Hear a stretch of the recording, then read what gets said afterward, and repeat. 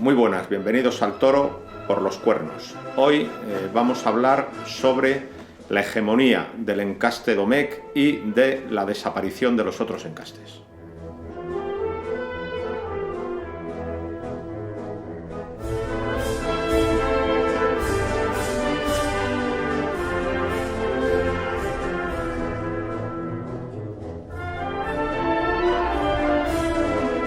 Muy buenas, bienvenidos al Toro por los Cuernos. Hoy vamos a hablar de la supremacía del encaste Domecq y de la desaparición de los encastes minoritarios. Pero antes quiero deciros que no os olvidéis de suscribiros a nuestro canal.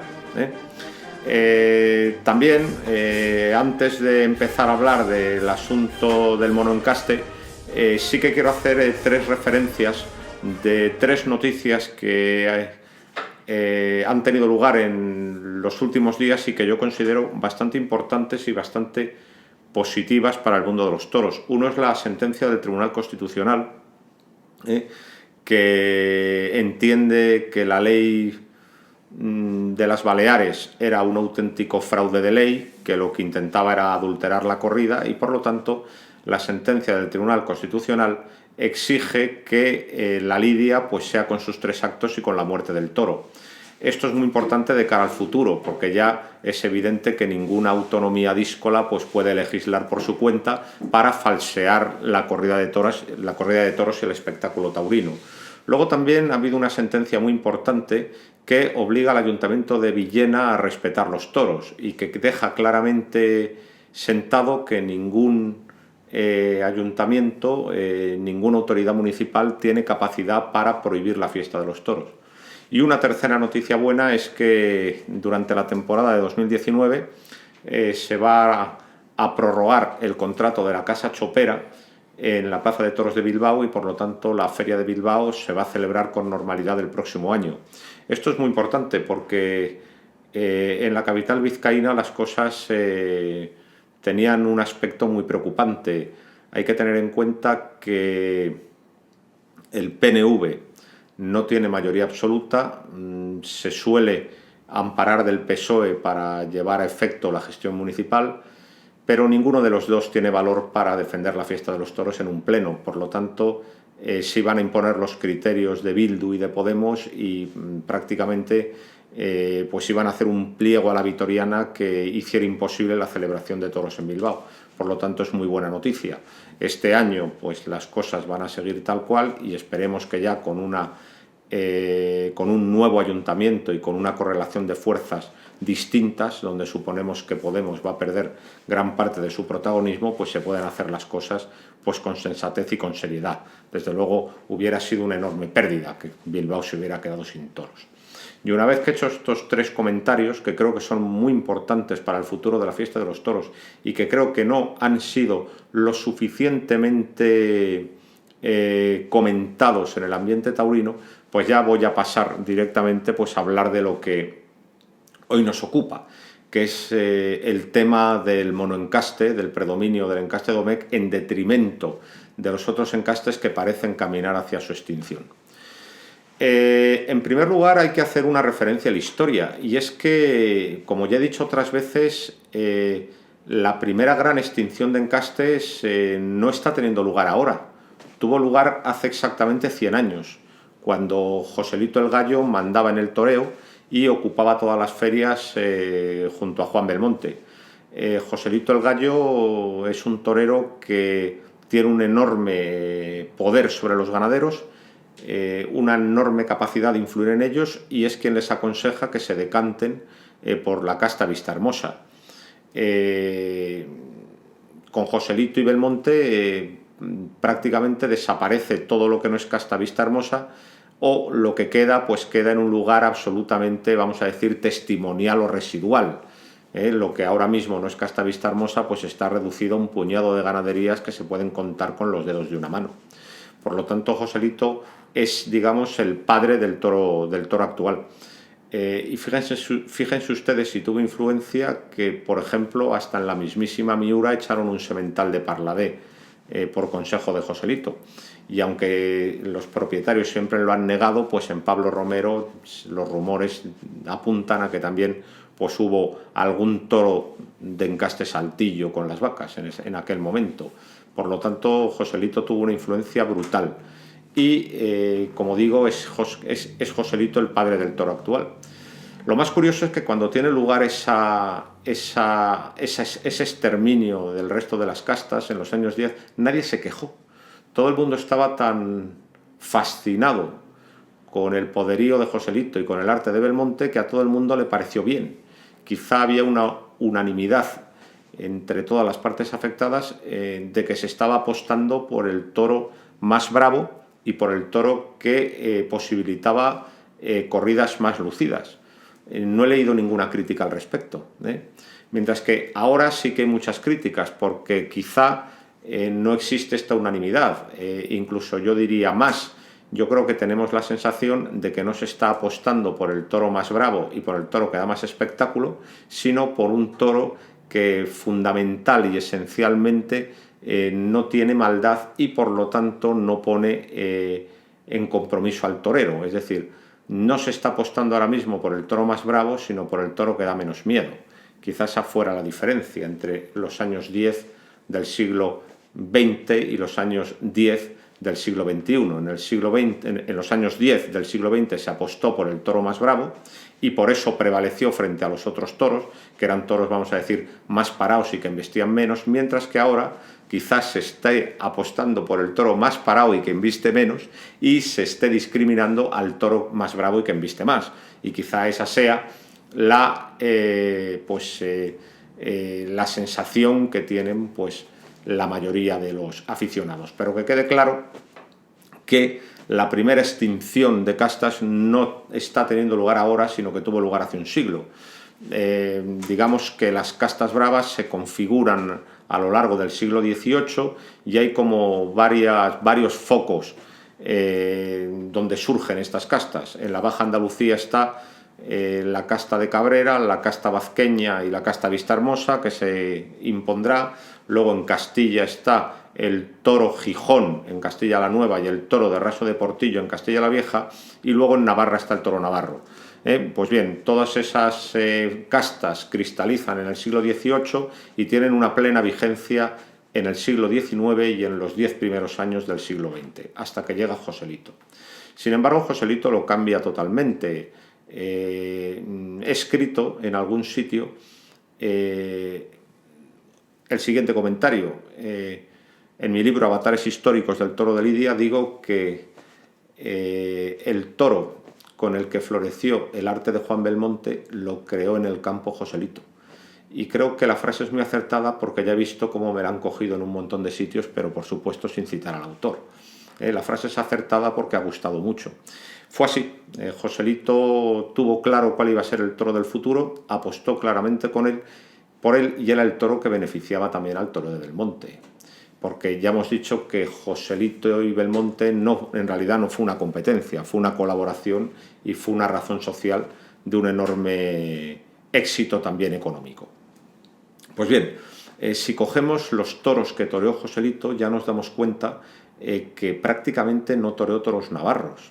Joselito, los únicos toros navarros que toreó pues fueron 2 sobreros en Zaragoza y otros 2 sobreros en Pamplona. Vamos, es prácticamente nula su relación con el toro navarro. Con el toro castellano también tiene muy poca relación. Torea muchos toros de Vicente Martínez, que era una ganadería de Colmenar Viejo, pero que ya tenía sangre andaluza. Y a raíz, precisamente, de la preferencia de Joselito por esta ganadería, las otras ganaderías de Castilla la Nueva y de la zona de Colmenar empiezan a echar toros andaluces y empiezan a hacer cruces por absorción. Por lo tanto, Joselito apuesta de un modo muy decidido por el toro de Vistahermosa, que será el toro que digamos tendrá todo su esplendor durante el siglo XX. Y a partir de Joselito se produce la explosión de la casta Vistahermosa, porque claro, ya es tan abundante que se va dividiendo en distintas ramas y en distintos encastes. Tiene fundamentalmente 2 brazos, uno que sería el de Murube y Barra Parladé y el otro que sería el de Saltillo Santa Coloma. y el 98% de todas las ganaderías que irán surgiendo tendrán sangre vista hermosa. Y este es el toro, como digo, que se lidia durante gran parte del siglo XX. Si cogemos las ferias de los años 50, 60, 40, pues vemos que había una enorme variedad de encastes, pero todos dentro de vista hermosa. Y toda esta, digamos que todo este mosaico de encastes procedentes de vista hermosa que habían surgido a partir de Joselito, tienen su primera crisis en los años 70. Y como hay que ser justo y hay que ser amigos de la verdad, pues hay que reconocer que esta primera crisis no fue propiciada por los toreros. Esta primera crisis fue propiciada por una crítica taurina que confundió lo que es el trapío con el volumen, y que desde luego tuvo una enorme influencia, ya que estaba en los grandes periódicos de la época y en los medios de comunicación, y desde luego hizo mucho daño al toreo. En los años 70, pues todos los toros de encaste Santa Coloma, todos los toros de encaste Contreras, todos los toros de encaste Vega Villar, todas estas ganaderías empiezan a tener muchos problemas en los reconocimientos de las plazas importantes. En Madrid, en Valencia, en Zaragoza. Y como son toros desechados en el reconocimiento por su poco trapío, pues empiezan a desaparecer de las ferias importantes. Y el toro que empieza a abundar en las ferias grandes es el toro de Parladé, porque digamos que soporta un volumen que estas castas no podían soportar. En realidad esta fue una situación muy desdichada, de la que tenemos que lamentarnos todos los buenos aficionados, porque como ya he dicho, Contreras, Vega Villar, Santa Coloma desaparecieron de la escena y eran ganaderías muy encastadas y muy bravas. Por tanto, los toreros medrosos yo creo que asistieron encantados al proceso. Ellos no lo habían provocado, pero de un modo milagroso, pues desaparecían ganaderías a veces bastante incómodas por lo mucho que repetían y por lo agresivas que eran. Este es el primer momento, esta es la primera etapa en la expansión del monoencaste, los años 70, cuando se marginan pues a una serie de encastes que desde luego eran muy bravos, tenían mucha casta y también tenían una espléndida trayectoria. Y luego hay un segundo momento que tiene lugar, pues vamos a decir, como hace unos 15 años, y es ya el de la expansión definitiva del encaste Domecq.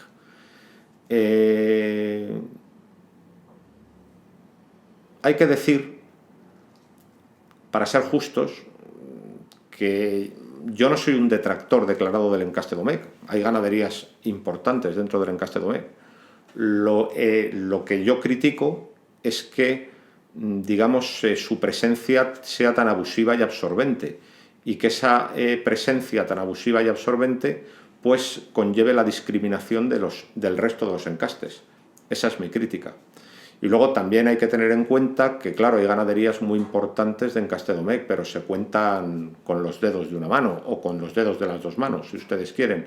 El resto son todas ganaderías de segunda y tercera generación, formadas fundamentalmente con desechos y que desde luego pues ofrecen muy poco interés por el muy poco juego que sus toros dan en el ruedo, un juego absolutamente soso y absolutamente previsible. Pues bien, hará como 15 años las figuras todas se decantan de un modo absoluto por el encaste Domecq y empiezan a poner muchos problemas para lidiar otra serie de encastes. Ya no estoy hablando de encastes tenidos por duros, estoy hablando de encastes como por ejemplo Atanasio, Núñez o Murube. Estos tres encastes fueron toda la vida queridísimos por las figuras del toreo y desde luego que propiciaron grandes triunfos a las figuras.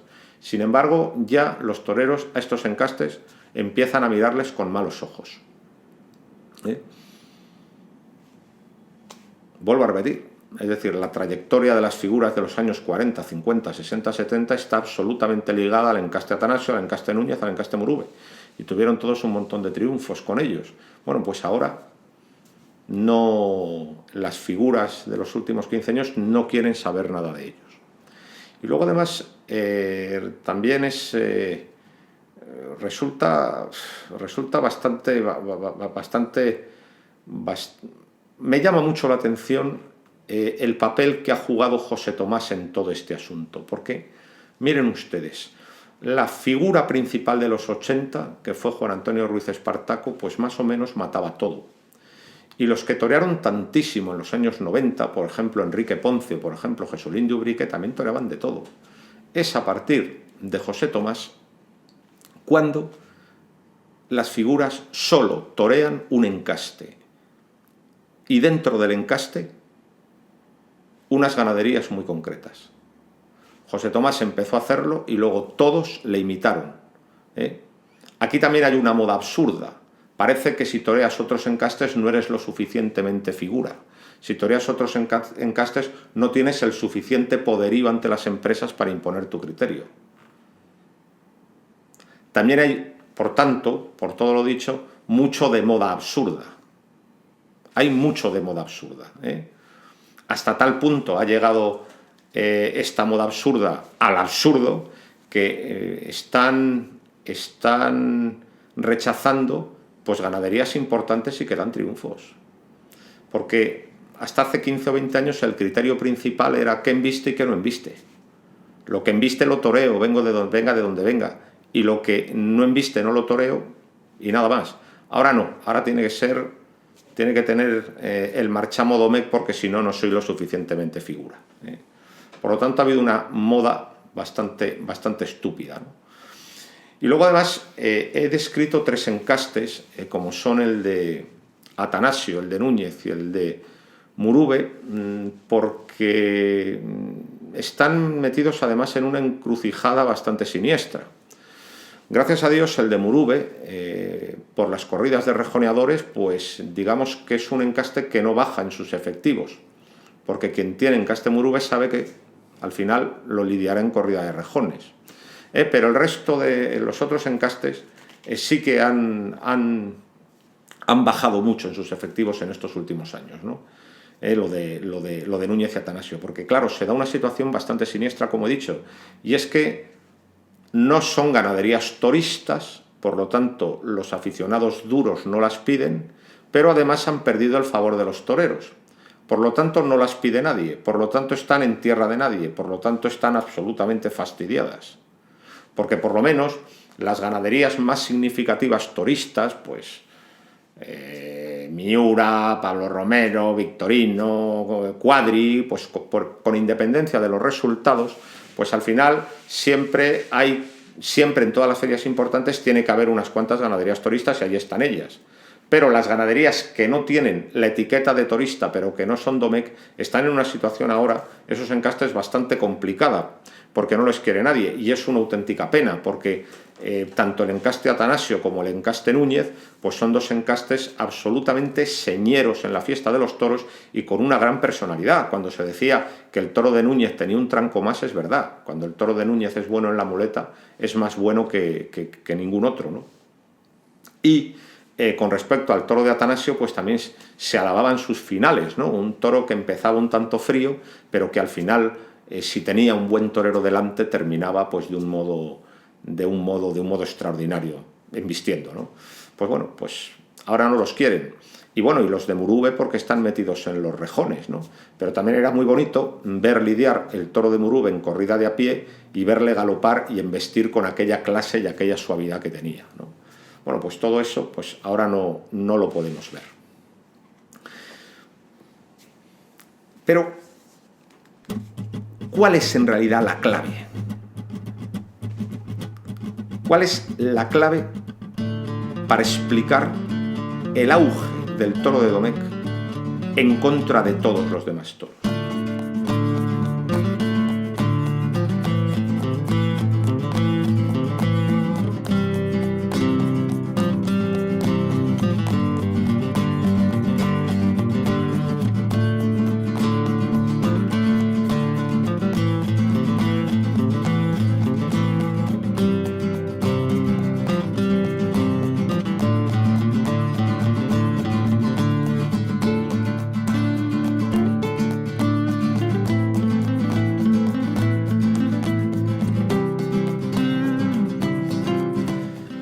Pues la clave la dio una vez Curro Romero, sin él querer, en una entrevista que le dio a Manolo Molés. Manolo Molés resulta que le preguntó por los victorinos y que qué le parecían, y Curro Romero dijo que, bueno, pues que el que embiste bien, embiste muy bien, pero que el malo es un toro muy complicado, ¿no? Y entonces ahí a mí se me encendió la bombilla, dije, tate, este es el éxito del toro de Domecq. El gran éxito del toro de Domecq es que si sale bueno se torea fácil, pero si sale malo se para y no molesta.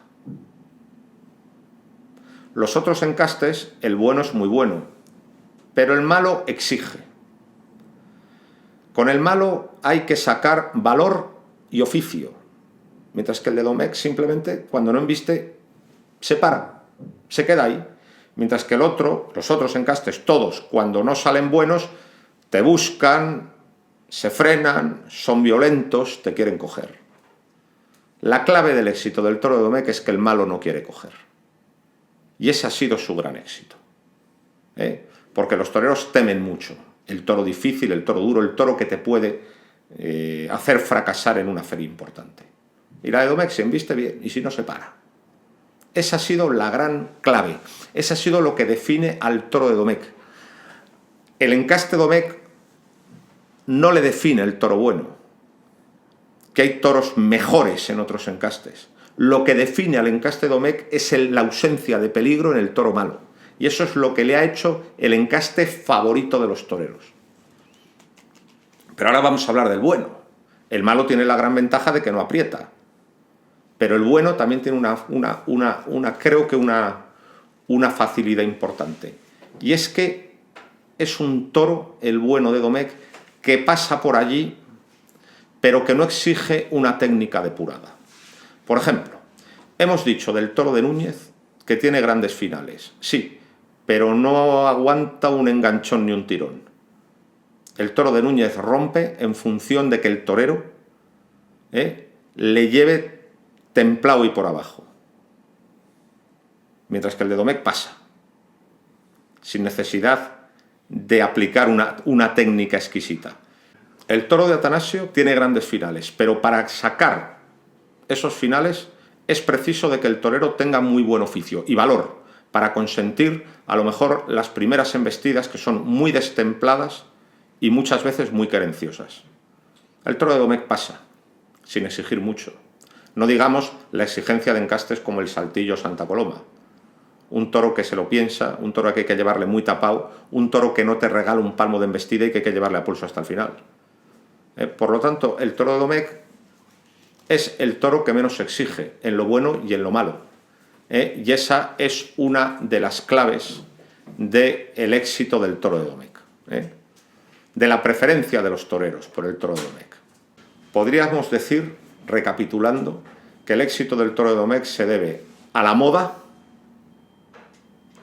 pero fundamentalmente a que es un toro que no aprieta, ni en las buenas ni en las malas circunstancias. Pero aún hay otra razón que explica el éxito del toro de Domecq. Y esta razón es la inteligente política comercial que tuvo la familia Domecq.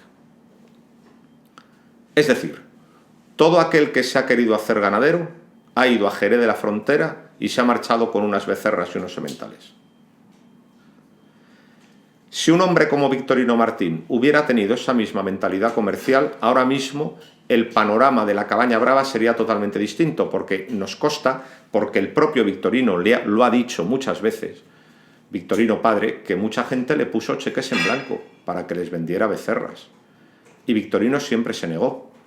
Si Victorino no se hubiera negado, pues a lo mejor la Cabaña Brava actual tendría otra configuración, donde podría haber una veintena de ganaderías de encaste Saltillo a la Serrada.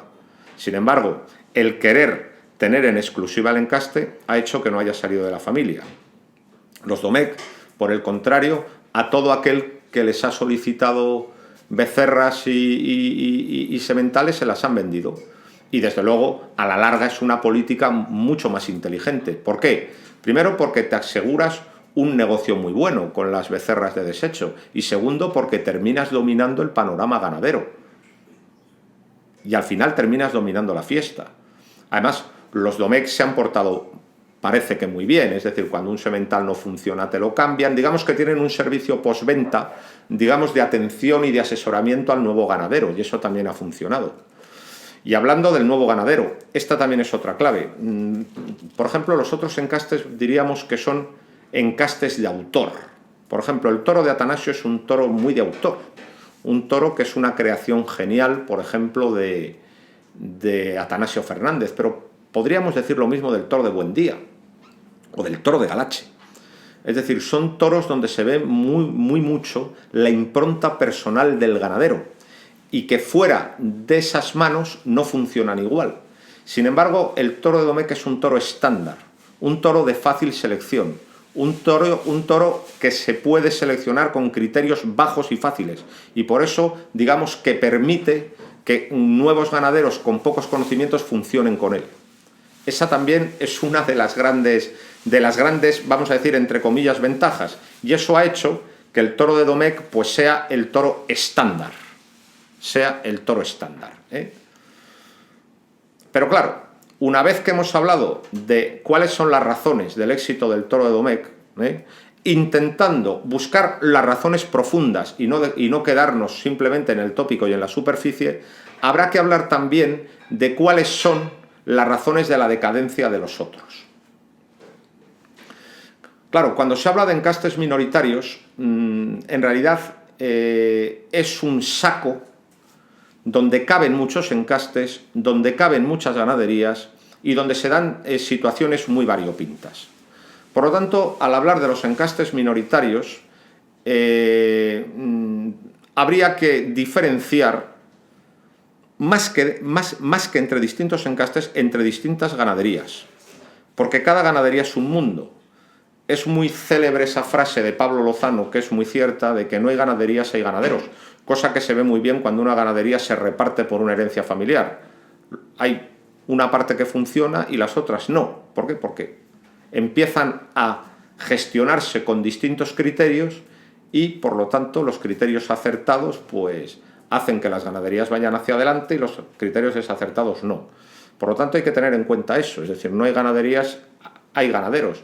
Y también hay que tener en cuenta, por supuesto, que el toro bravo pues es una actividad, la crianza del toro bravo es una actividad que cuesta muchísimo dinero, por lo tanto está vinculada a la fortuna de sus dueños, y esto hace que los reveses económicos de los dueños pues puedan ser muy perjudiciales para los encastes, pues porque tienen que vender las ganaderías, porque se deshacen en 20 partes, porque hay trozos que van a parar a tratantes, etcétera, etcétera, etcétera. La historia del toreo está llena de las situaciones que acabo de describir. También podría decirse, probablemente otra de las causas por las que el encaste Domecq sea tan abundante ahora, probablemente haya sido por la estabilidad financiera de quienes lo han tenido. Pues este es otro problema, es decir, el dinero está detrás de todo el mundo, y quien no tiene dinero pues se ve en una situación muy apurada para mantener una ganadería. Lo que he dicho, entre los encastes minoritarios hay toda clase de ganaderías en situaciones muy distintas. Entonces podríamos diferenciar varias situaciones. Situación número 1. La ganadería es muy encastada, es muy brava y por eso los toreros no la quieren ni ver. Me estoy acordando ahora, por ejemplo, de Baltasar Iván. Podría ser una. Bueno, es decir, hay ganaderías que tienen ese problema. Están muy encastadas y los ases no las quieren. Pero luego, dentro de los encastes minoritarios, también hay ganaderías con otros problemas. Por ejemplo, las ganaderías que han caído en manos inadecuadas y por lo tanto salen malas. Y simplemente los toreros no las quieren, en este caso no porque lo pasen mal con ellas, sino porque con ellas no se triunfa. Luego, claro, ganaderías que tienen unos efectivos genéticos muy cortos y con muchos problemas sanitarios y de consanguinidad. Ese también es otro problema que tienen esas ganaderías. Y luego ganaderías pues que son una curiosidad y que desde luego deben existir en la Cabaña Brava, son una curiosidad, pero son una curiosidad histórica, que son ganaderías pues que están muy lejos pues de la bravura y de la duración que ahora se pide al toro de lidia. Entonces, es un totum revolutum lo que hay entre los llamados encastes minoritarios. Es que hay que ser justo y hay que hacer un ejercicio de justicia. Igual que se discrimina de un modo muy negativo y muy injusto algunos encastes y algunas ganaderías, no es menos cierto que no todos son así. Y hay algunos encastes que están en una situación delicada pues por incompetencia de sus dueños, por juego malo. Es que no se puede meter a todos en el mismo saco porque sería absolutamente injusto. Bueno, pues entonces en estos últimos 20 años se han dado todas estas situaciones a la vez. Y ahora voy a decir una cosa absolutamente sorprendente, que puede resultar bastante chocante. Tengo una cosa muy clara, y es que esto puede parecer sorprendente, y a lo mejor me equivoco, pero yo pienso sinceramente que el toro de Domecq no es el toro del futuro. El toro de Domecq ha ocupado una parcela histórica, o está ocupando una parcela histórica, y muy probablemente en los próximos tiempos será sustituido como encaste hegemónico por otro o por otros. Me estoy remitiendo a la historia, es decir, el encaste vazqueño fue el encaste de referencia en el siglo XIX. ¿Por qué? Porque era el que más mataba caballos, y la lidia estaba basada fundamentalmente en el primer tercio. Es en tiempos de Joselito y Belmonte cuando el encaste vazqueño entra en una decadencia importante. ¿Por qué? Porque ya al toro se le está empezando a exigir un juego en la muleta que el toro vazqueño no ofrece. Entonces aparece el toro de Vistahermosa. Luego, dentro de lo que es el toro de Vistahermosa también ha habido modas. Por ejemplo, pues en los años 50 estuvo muy de moda el encaste Urquijo, debido sobre todo a dos corridas muy importantes de Urquijo en las ferias del año de los años 53 y 54, ¿no? En San Isidro. Bueno, pues esas dos corridas fueron tan buenas que todo el mundo quería tener Urquijo, quería tener Murúe. Sin embargo, en los años 60 hubo una preferencia más clara por el toro de Núñez, que en ese momento es el toro preferido del cordobés. También el toro de Santa Coloma, el toro de Buendía, también tuvo mucha expansión en aquel momento, en los años 60. El toro favorito de Camino, que por ejemplo tuvo una enorme presencia en la América española. El toro de Atanasio en la zona de Salamanca y en los años 80 también tuvo su momento dorado, porque además, debido a su volumen, era el toro con el que mejor se podía ir, el ganadero mejor podía ir a las plazas importantes. Es decir, cada uno ha tenido su momento de gloria. Bueno, pues el toro de Domecq ha tenido su momento de gloria por todas las circunstancias que acabo de citar. Moda, estabilidad económica de los dueños, facilidad para ser toreado, buena visión comercial de la familia Domecq. Ha tenido su momento. Pero ¿qué pasa? Que se ha hecho ya tan abundante que aburre a todo el mundo. Claro, esto es una cosa, este es un suceso económico que sucede siempre. Es decir, las cosas son valoradas en tanto en cuanto son escasas. Si los diamantes fueran tan abundantes como el agua, no serían caros, estarían tirados de precio. Es decir, en el mercado lo que hace a una cosa cara es que es excepcional, que es escasa. Bueno, pues desde el momento en que hasta el último tratante ya tiene encaste Domecq, esto hará que tarde o temprano el encaste se devalúe, porque ya lo tiene todo el mundo. Esto es así, esto es una regla económica que jamás falla, y desde luego el mercado del toro de lidia no va a escapar a esta regla, Y entonces se empezarán a valorar pues cosas más selectas, más exclusivas, que tiene menos gente. Eso por un lado. Surgirá otra generación de toreros, con otros gustos y otros criterios. Además hay que tener en cuenta otra cosa. una generación de toreros es grande y es viva cuando, estoy hablando metafóricamente, entierra a la anterior. Dos momentos de lujo en la historia del toreo. Joselito y Belmonte entierran a la generación de Machaquito y Bombita. Y con Machaquito y Bombita se va el toro de Machaquito y Bombita, el toro grande, el toro vazqueño.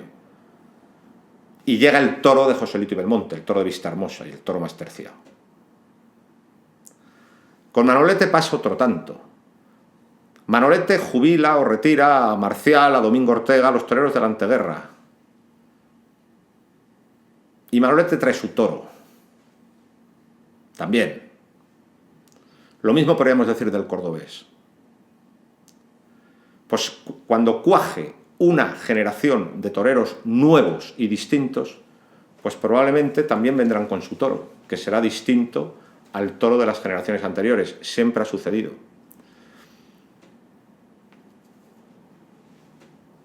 Es una evidencia el fracaso histórico de la generación que han integrado Castella, Perera, El Cid, Manzanares, Talavante. Lo digo con todos los respetos, no estoy insultando a nadie, pero evidentemente no han tenido el impacto como toreros que tuvo la generación anterior. La de José Tomás, el Juli, Morante, Ponce. La prueba es que siguen ahí y no los han retirado. Y siguen ahí con su toro, con el toro que ellos trajeron, sobre todo el que trajo José Tomás. Y luego les secundó el Juli. Pues probablemente cuando haya una nueva generación de toreros vendrán con sus ganaderías preferidas, que serán otras, seguro. Y luego otra cosa, el espectáculo taurino vive mucho de la variedad. A la gente lo que le gusta es que el espectáculo sea variado, que no haya monotonía. Y el toro actual es un toro monótono, Se ha llegado un toro que tiene muy buenas cualidades, porque es un toro que se deja torear, es un toro muy noble, pero también precisamente por eso es muy previsible y muy aburrido. Y a la gente le encanta ese toro que salta a las tablas, que no se deja picar, que hay que ponerle banderillas negras. Aquel toro, pues digamos que rompía totalmente la monotonía del festejo. Y ese toro no sale. Y luego también la variedad de encastes pues hacía que las corridas fueran distintas, es decir, no tenía nada que ver la lidia de una corrida de Joaquín Buendía con la lidia de una corrida de Atanasio Fernández o con la lidia de una corrida de Fermín Bórquez. Y las tres las mataban las figuras, eran tres encastes del gusto de las figuras, las mataban los mismos. Pero la corrida era totalmente distinta. ¿Por qué? Porque la lidia que planteaba cada encaste era totalmente diferente. Ahora todo es muy aburrido y todo es muy previsible. Por tanto, en los próximos tiempos, muy probablemente, hartos de aburrimiento, pues se busque pues ganaderías pues que generen más interés, más variedad y más emoción. Parece que ahora parece que todo lo que estoy diciendo que es absolutamente un sinsentido, pero si vemos la historia, pues comprobamos que estos cambios existen y que desde luego la fiesta de los toros no ha sido una realidad estática, es una realidad dinámica, que tiene sus etapas, pero también hay cambios. A veces estos cambios son más lentos y a veces estos cambios son muy espasmódicos, muy violentos, cuando surge un torero que pega un golpetazo en el tablero de ajedrez y saltan todas las fichas. Y por esto, por toda la trayectoria histórica de la Cabaña Brava, pues yo creo que el toro de Domecq tuvo su momento, un momento donde sobre todo lo que se quería era seguridad pues que el toro iba a dar el juego previsto, más o menos pues previsible tanto en lo bueno como en lo malo, pero digamos que ese momento probablemente termine, porque la gente pedirá emociones más fuertes y más intensas. Y será el momento pues de otras ganaderías pues que ahora a lo mejor pues ocupan pues lugares secundarios. Y sobre todo lo que he dicho, es decir, existe una inquietud en el debate de los aficionados, hay una preocupación por lo que está pasando, y esta es una preocupación buena porque a la larga pues va a impedir que muchas ganaderías pues desaparezcan, y esta preocupación también va a animar pues tarde o temprano a un cambio de toro.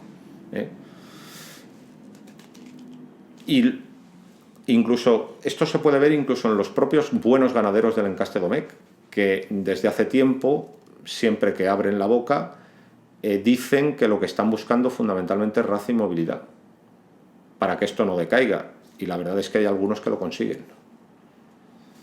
Por tanto, el futuro no está escrito, y yo no soy en ese sentido ni pesimista ni agorero. Veremos hacia dónde se desenvuelve la fiesta de los toros.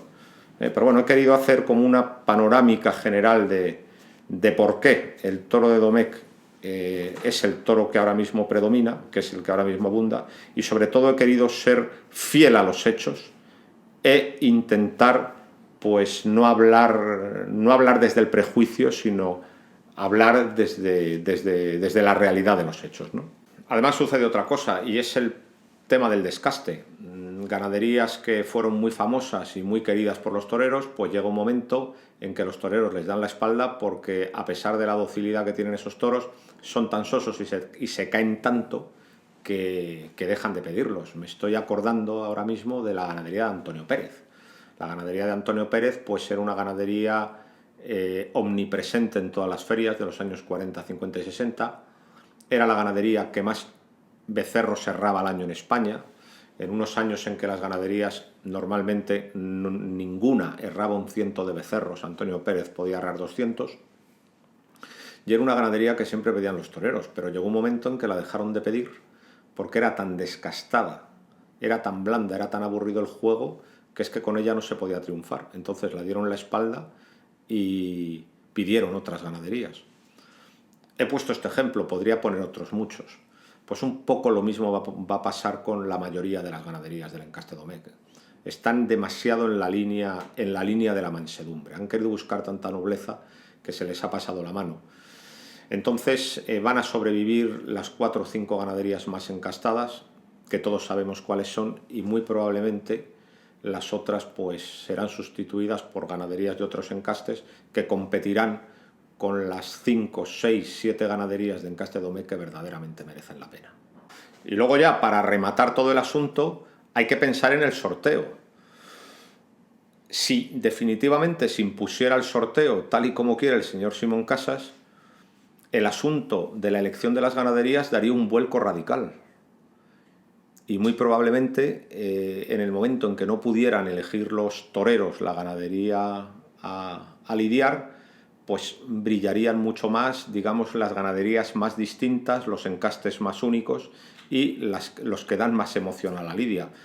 Este es un supuesto que, tal y como está el toreo ahora mismo y con todo lo que se está hablando del sorteo, también hay que contemplar. Y nada más, Con esto terminamos esta sesión de Al Toro por los Cuernos. No se olviden de apuntarse a nuestro canal y, por último, mandarle un abrazo muy fuerte a Vicente Ruiz el Soro, que está en unos momentos muy delicados, pero que seguro que va a salir con bienes esta vez también, pues de sus problemillas. Desde luego el Soro tiene cuerda para rato. Nada más, muchas gracias y sigan viendo Al Toro por los Cuernos.